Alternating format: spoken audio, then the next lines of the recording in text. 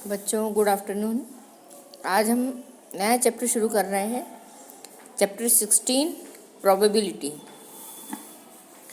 Probability वाला जो chapter है ये आप पिछली क्लासेस में पढ़ चुके हैं। वैसे शायद आप 7th 8th क्लास से पढ़ते आ रहे हैं कि प्रोबेबिलिटी क्या होती है।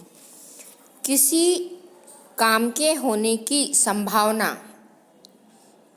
इसे हम प्रोबेबिलिटी कहते हैं। We have obtained the probability of getting an even number। और जो probability है इसमें आपको जो क्वेश्चंस पूछे जाते हैं वो लगभग इस तरह के होते हैं कि किसी सिक्के को उछाला तो उसमें हेड आने की probability या टेल आने की probability। मतलब सिक्का उछाला तो या तो हेड वाला हिस्सा ऊपर आएगा या तो टेल वाला हिस्सा ऊपर आएगा। फिर यदि हमारे पास में कोई डाई है, डाई मतलब जो हम लूडो सांप सीढ़ी वगैरह खेलते हैं तो उसके लिए हमारे पास एक क्यूब के आकार का पासा होता है जिसको डाई कहते हैं। उसमें 6 सतह होती है और हर सतह पे 1 2 3 4 5 6 ये नंबर लिखा होता है। एक सतह पर एक नंबर होता है। तो हम जब उस सिक्के को उछालते हैं, उसको डाई को उछालते हैं, तो इन सब में से कौन सा नंबर ऊपर आएगा उसकी प्रोबेबिलिटी।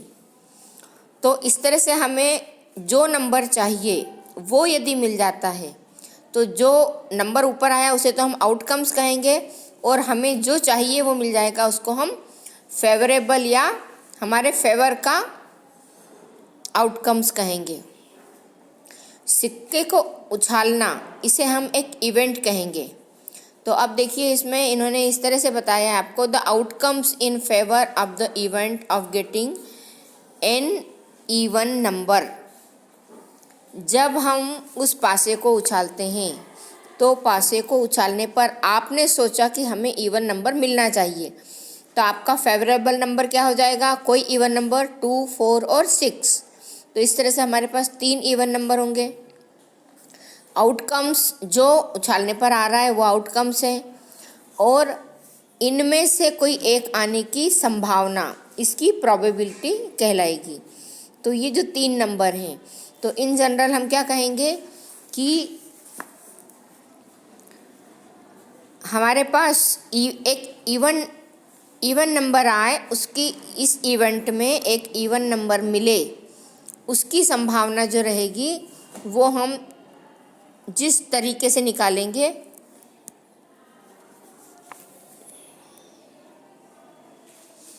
उसमें हमें कुछ केसेस ऐसे मिलेंगे जो हम चाहते हैं, तो उन्हें हम इक्वली लाइकली आउटकम्स कहते हैं। और कुछ ऐसे होते हैं जो टोटल आउटकम्स होते हैं। टोटल आउटकम्स मतलब सिक्के को उछालने पर 1 का आना, 2 का आना, 3 का आना, 4 का आना, 5 का आना या 6 का आना, ये टोटल आउटकम्स हैं। और जो हम चाहते हैं मतलब 2 का आना, 4 का आना या 6 का आना, ये हमारे इक्वली लाइकली आउटकम्स हैं, या हम कह सकते हैं कि हमारे फेवरेबल आउटकम्स हैं। तो ये थ्योरी जो है ये प्रोबेबिलिटी के नाम से जानी जाती है और इसको थ्योरी ऑफ प्रोबेबिलिटी हम कहते हैं। और इसको फाइंड करने के जो तरीके हैं वो आप पिछली क्लासेस में सीख चुके हैं कि यदि हमें इवन नंबर आने की प्रोबेबिलिटी देखना है तो हम कहते हैं कि प्रोबेबिलिटी को ई से डिनोट करें, तो हम उसको इस तरह से लिखेंगे पीई। प्रोबेबिलिटी को हम पीई लिखेंगे। ई मतलब इवेंट, किसी इवेंट की प्रोबेबिलिटी। तो ऊपर हमारे पास जो होंगे वो फेवरेबल केसेस होंगे और नीचे जो केस होंगे वो टोटल केसेस होंगे। अब ये केसेस कैसे हैं? इन्हें हम आउटकम्स कहते हैं। तो टोटल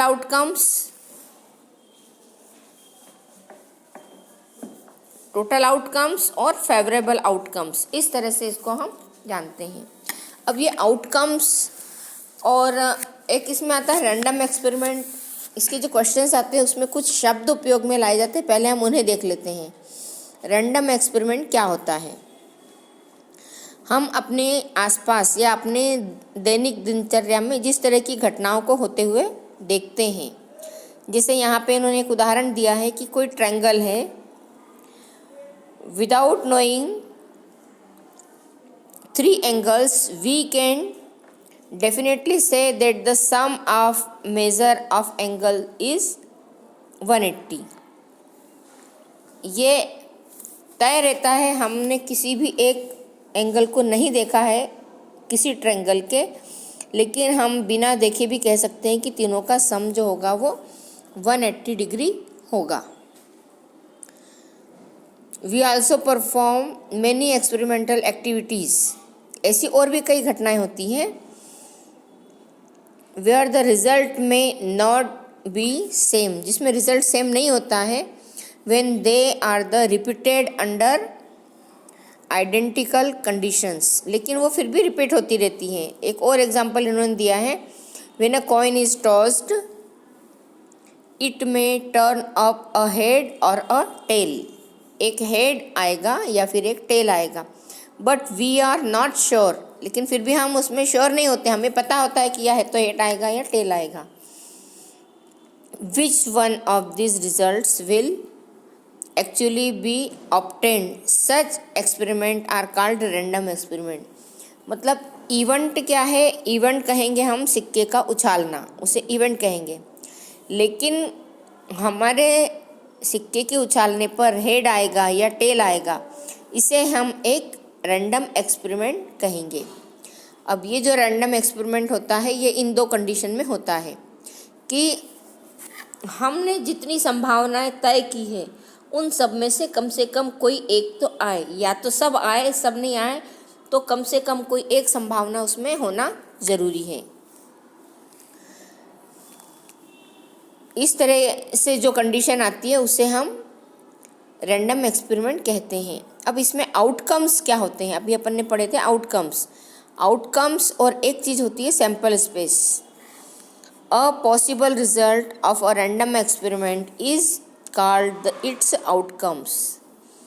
हमारे पास एक इवेंट कही गई सिक्के का उछालना, रैंडम एक्सपेरिमेंट हो गया कि उसमें हेड या टेल का आना। अब एक पॉसिबल रिजल्ट हमें इसका मिलेगा और जो पॉसिबल रिजल्ट मिलेगा उसे हम आउटकम्स कहेंगे। इसको इन्होंने इस तरह से बतलाया है, consider the experiment of the rolling a die. The outcomes of this experiment are 1 2 3 4 5 6 if we are interested in the number of dots on the upper face of the die. The set of outcomes 1 से 6 तक की संख्या है, इन्हें हम sample space कहेंगे। मतलब sample space क्या होगा, 1 का आना, 2 का आना, 3 का आना, 4 का आना, 5 का आना और 6 का आना, जिसके आने की सारी संभावना है उसे हम सैंपल स्पेस कहेंगे इस एक्सपेरिमेंट का। और ऑल पॉसिबल आउटकम्स जो होंगे रैंडम एक्सपेरिमेंट के, उन्हें हम सैंपल स्पेस एक्सपेरिमेंट कहेंगे। अब देखिए इसको इन्होंने इस तरह से बतलाया है, इस एग्जाम्पल को देख के आप समझे। 2 coins, a 1 rupee coin and a 2 rupee coin, 2 सिक्के हैं, इनको इन्होंने क्या किया, उछाला और टॉस्ड वंस, एक ही बार एक साथ उछाला। फाइंड अ सैंपल स्पेस, तब आपको सैंपल स्पेस बताना है। मतलब यदि हम 2 सिक्के को एक साथ उछालते हैं तो इसमें सैंपल स्पेस क्या क्या बन सकते हैं। इसमें यहाँ पे हमको इस तरह से बताया गया है कि जब हम पहले सिक्के को उछालेंगे तो हेड आएगा या तो टेल आएगा, या फिर दूसरी संभावना है कि पहले टेल आएगा बाद में हेड आएगा। अब हमने दूसरे सिक्के को भी उछाला, दूसरे सिक्के को उछाला तो पहले में हेड आ रहा है तब हो सकता है दूसरे में टेल आए, या पहले में टेल आ रहा है तब हो सकता है दूसरे में हेड आए। तो इस तरह से इसकी जो संभावनाएं बनेगी वो सारी संभावनाएं हम लिख रहे हैं और उन सारी संभावनाओं को हम सैंपल स्पेस कहते हैं। जैसे हमने जब दोनों सिक्के को एक साथ उछाला तो दोनों में हेड आया, उसको हम एच से डिनोट कर रहे हैं, एच। जब हमने पहले सिक्के को उछाला तो टेल आया और दूसरे को उछाला तो हेड आया, टेल आया, तो उसको हम एच और टी से डिनोट कर रहे हैं। यदि हमने सिक्के को उछाला तो पहले वाले में यदि टेल आता है और दूसरे वाले में हेड आता है तो उसको हम TH से डिनोट कर रहे हैं। और यदि हमने सिक्के को उछाला और दोनों में टेल आया तो उसे हम TT से डिनोट कर रहे हैं। ये सारी संभावना है। उछाला एक ही बार है, लेकिन या तो ये आ सकता है, या तो ये आ सकता है, या तो ये आ सकता है, या तो ये। तो ऐसी टोटल जितनी भी संभावनाएं हैं उन सारी संभावनाओं को हम सैंपल स्पेस कहेंगे और इसको हम S से डिनोट करते हैं। तो the sample space is S। इसको हम हमेशा इस तरह से एक ब्रैकेट में लिखेंगे और जितने जितने सैंपल स्पेस बनते हैं हमारे, उसको हम इस तरह से कॉमा लगा के लिखेंगे। पहला हमारा HH, दूसरा है HT, तीसरा है TH, उसके बाद TT। मतलब दो सिक्के को एक साथ उछालने पर 4 सैंपल स्पेस बनते हैं। ठीक है। अब यहाँ पे देखो एक नोट दे रखा है, the outcomes of this experiment are ordered pair of H and T। For the sake of simplicity, the commas of the omitted from the ordered pair। अब यहाँ पे जो बने ये ऑर्डर्ड पेयर के फॉर्म में बने हैं, ये ऑर्डर्ड पेयर है। इसको इन्होंने कहा है पहले का H आना, दूसरे का H आना। तो ये दोनों जो लिखे हैं ऑर्डर्ड पेयर में है, लेकिन जब हम सैंपल स्पेस के फॉर्म में लिखते हैं तो यहाँ से इस कॉमा को हटा देते हैं, ऑर्डर्ड पेयर का फॉर्म भी हटा देते हैं और हम इसको इस फॉर्म में लिखते हैं। इस एक्सपेरिमेंट को हम इस तरह से लिखते हैं। यदि हमें एक अकेला लिखना है तो हम ऐसा लिखेंगे, लेकिन सैंपल स्पेस के फॉर्म में हम इसको इस तरह से लिखते हैं। यहाँ पे ऑर्डर्ड पेयर के फॉर्म में इसको हमने नहीं लिखा है। ऑर्डर्ड पेयर का मतलब होता है दो को इस तरह से लिखना, बीच में कॉमा लगा के। अब देखिए इस तरह के ऑर्डर्ड पेयर आपको भी आगे बनाने पड़ेंगे और फिर उनको सैंपल स्पेस के फॉर्म में लिखना पड़ेगा। यहाँ पे इन्होंने कहा है एक और एग्जांपल देखिए, find the sample space associated with the experiment of rolling a pair of dice, one is blue and other is red. पहचान के लिए उन्होंने उसको दो अलग अलग कलर में लिया है। Also find the number of element of this sample space.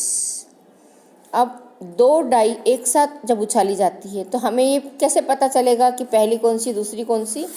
इसलिए एक को ब्लू लिया, दूसरे को रेड लिया, और अब उनको जब हम उछालते हैं तो उनमें जो जो नंबर आएंगे उसका हम सैंपल स्पेस बना रहे हैं। तो यहाँ पे देखिए इन्होंने x और y कहा है, जबकि x हम ब्लू वाले के लिए यूज़ कर रहे हैं और y हम रेड वाले के लिए यूज़ कर रहे हैं। तो ये हो गया ऑर्डर्ड पेयर। इसको इस तरह से लिखा जाता है S इक्वल, ऑर्डर्ड पेयर के फॉर्म में जब लिखेंगे तो x y such that x is the number on the blue die and y is the number on the red die. और अब x में कोई भी नंबर आएगा वो लिखेंगे, y में कोई भी नंबर आएगा वो लिखेंगे। The number of elements of this sample space 6 × 6 36 and the sample space is given below. अब देखिए इसमें जो टोटल सैंपल स्पेस बनते हैं उनकी संख्या दे दी गई है आपको। ये हम कैसे निकालते हैं, पहली वाली को जब हमने उछाला तो उसमें 6 अंक आएंगे, 1 से लेकर 6 तक के, तो उसकी संख्या हो जाएगी 6, और दूसरी वाली में भी 6। तो इन दोनों का मल्टीप्लिकेशन होगा और 36 सैंपल स्पेस आपको मिलेंगे। अब ये 36 कैसे आएंगे वो हम यहाँ पे देखते हैं। जब ब्लू वाली में 1 आता है तब रेड वाली में भी 1 आ रहा है। जब ब्लू वाली में 1 आता है तब रेड वाली में 2 आ रहा है। मतलब ये 1 1 से लेके 6 तक के साथ है। ब्लू वाली में 1 आने पर रेड वाली में 1 2 3 4 5 6 आया। कोई भी सैंपल स्पेस इसमें रिपीट नहीं होगा, हर बार नया मिलेगा आपको। फिर जब ब्लू वाली में 2 आया, ये देखिए ब्लू वाली में जब 2 आया तब रेड वाली में 1 आया, 2 3 4 5 6 आया। इस तरह से 6 और 6 ये हो गए 12। फिर ब्लू वाली में 3 आया, जब ब्लू वाली में 3 आया तब रेड में 1 2 3 4 5 6 आए 3 के साथ, तो ये हो गए 6। फिर जब ब्लू वाली में 4 आया तब रेड वाली में 1 2 3 4 5 6 आए, तो इनके ऑर्डर पेयर इस तरह से हो गए ये। उसके बाद जब ब्लू वाली में 5 आया तब रेड वाली में 1 2 3 4 5 6 आया। जब ब्लू वाली में 6 आया तब रेड वाली में 1 2 3 4 5 6 आया। इस तरह से हमारे पास ये ऑर्डर्ड पेयर बने, सैंपल स्पेस है जिन्हें हमने ऑर्डर्ड पेयर के फॉर्म में लिखा है। इतने सारे नंबर आने की संभावना होती है, इसलिए इन्हें हम 6 × 6 36 कहते हैं। अब हमें क्या करना है, जो क्वेश्चन दिए हैं उनको हल करना है। तो अब हम जो एक्सरसाइज में क्वेश्चन है उनको हल करेंगे। हमारा चैप्टर 16 की एक्सरसाइज है 16.1। 16.1 एक्सरसाइज हम करेंगे।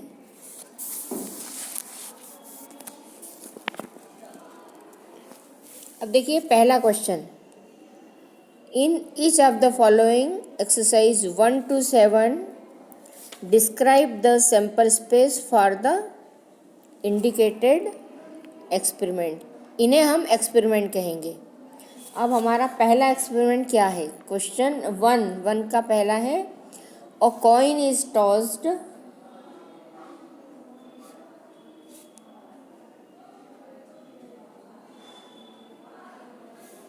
3 times।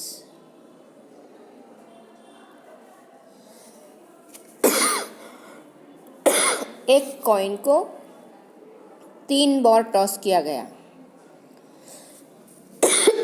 तो क्या क्या सैंपल स्पेस बनेंगे। अब देखिए हम एक सिक्के को जब उछालते हैं तो पहली बार में उसमें क्या आएगा, दूसरी बार में क्या आएगा और तीसरी बार में क्या आएगा, ये सारी संभावनाएं हमको इसमें लिखना है। तो इसका जब हम हल लिखेंगे ये हो जाएगा इसका सॉल्यूशन। इसके सैंपल स्पेस लिख रहे हैं हम,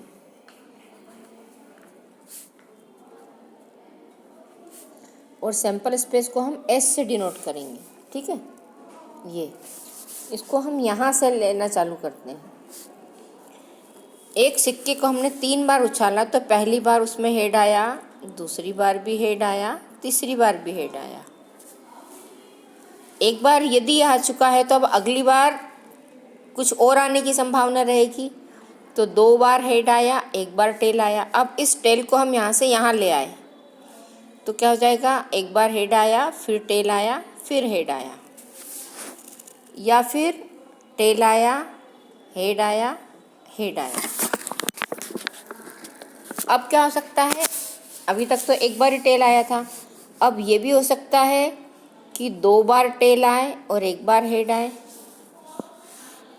या ये भी हो सकता है कि पहले हेड आए और बाद में टेल आए 2 बार, या फिर ये भी हो सकता है टेल आए, फिर हेड आए, फिर टेल आए, ठीक है। अब हमारे पास यहाँ पे 1 बार भी टेल नहीं था, फिर टेल आने की 3 संभावनाएं, 1 बार आने की संभावनाएं 3 हो गई, टेल आने की 2 बार की संभावनाएं हो गई। अब आपका 3 बार टेल भी आ सकता है, ठीक है। तो अब देखिए कुल कितने सैंपल स्पेस हो गए, 1 2 3 4 5 6 7 और 8। क्या इसके अलावा कुछ और संभावना भी बन सकती है?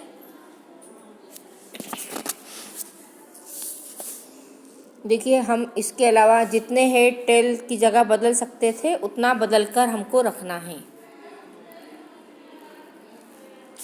ये घटना होगी सिर्फ एक ही बार, लेकिन संभावना इतनी सारी है, इसे हम प्रोबेबिलिटी कहेंगे। कुल कितनी संभावना हो सकती है वो हमें बताना है। तो इस तरह से हमारे पास जो टोटल सैंपल स्पेस आए हैं,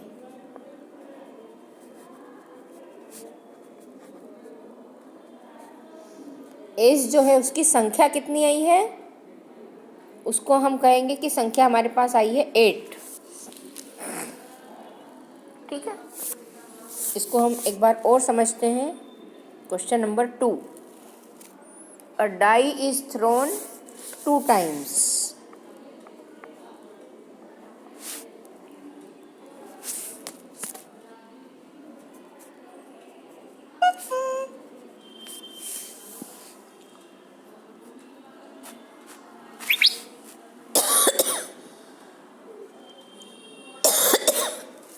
तो हमने 2 बार उछाला,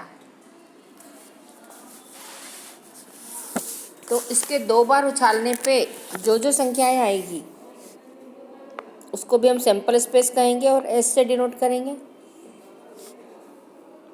अब क्या होगा, पहली डाई को उछाला तो 1 आया और दूसरी को उछाला तो भी 1 आया, उछाला तो 1 आया, दूसरी को उछाला तो 2 आया। ये वैसा ही है जैसे अपन ने रेड और ब्लू डाई लेकर किया था, वही सारे सैंपल स्पेस रहेंगे इसमें। पहली में 1 आया, दूसरी में 3 आया, फिर पहली में 1 आया, दूसरी में 4 आया, फिर पहली में 1 आया, दूसरी में 5 आया, फिर पहली में 1 आया, दूसरी में 6 आया। अगले में हम क्या करेंगे, पहली में 2 आया, दूसरे में 1 आया, इसी तरह से लेते जाएंगे। तो यहाँ पे आपको मिलेगा 2 and 6, फिर यहाँ पे आ जाएगा 3 and 1, और यहाँ आ जाएगा 3 and 6।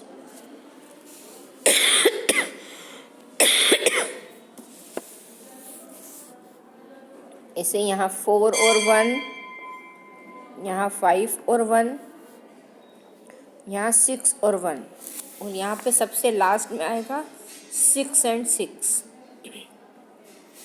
कुल कितने हो जाएंगे, 6 into 6, मतलब 36 सैंपल स्पेस हमको मिलेंगे।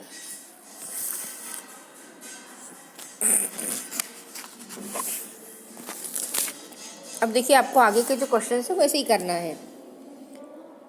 अब ये देखिए क्वेश्चन नंबर 6 देखते हैं हम। क्वेश्चन 6 जो है इसमें इन्होंने आपको कहा है 2 boys and 2 girls are in room X and 1 boy and 3 girls in room Y. Specify the sample space for the experiment in which a room is selected and then a person. एक room और एक व्यक्ति ही select हो, उसके लिए हमको इसके sample space बनाना है। देखिए रूम एक्स में 2 बॉय 2 गर्ल, ठीक है, 2 बॉय और 2 गर्ल्स हैं।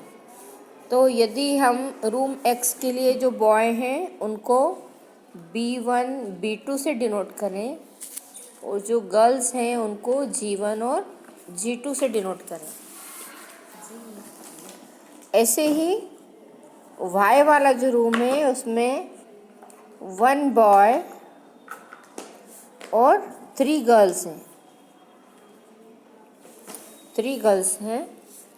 तो इस वाले बॉय को हम B3 और गर्ल्स को G3 G4 G5 से डिनोट करें तो सैंपल स्पेस कितने हो जाएंगे, एक रूम के में से एक को ही लेना है। तो पहला रूम लेंगे हम एक्स के साथ क्या लेंगे, B1, फिर इसी एक्स रूम में से लेंगे हम B2, यहाँ बीच में ऑर्डर्ड पेयर का कॉमा लगाएंगे। इसी रूम एक्स में से हम लेंगे G1 और इसी रूम एक्स में से हम लेंगे G2 को। दूसरा क्या होगा, जब हमने रूम Y लिया तो हम बॉय लेंगे B3, फिर इसको यहाँ Y के साथ में G3 y के साथ में G4 और y के साथ में G5। कुल इतने सैंपल स्पेस हमारे बनेंगे। ठीक है, तो इस तरह से आपको ये वाली एक्सरसाइज पूरी करने की कोशिश करना है। एक्सरसाइज 16.1 ये क्वेश्चंस आप करें, कुछ प्रॉब्लम आती है तो पूछें, और कॉपी पूरी करने के बाद मुझे फ़ोटो भेजें।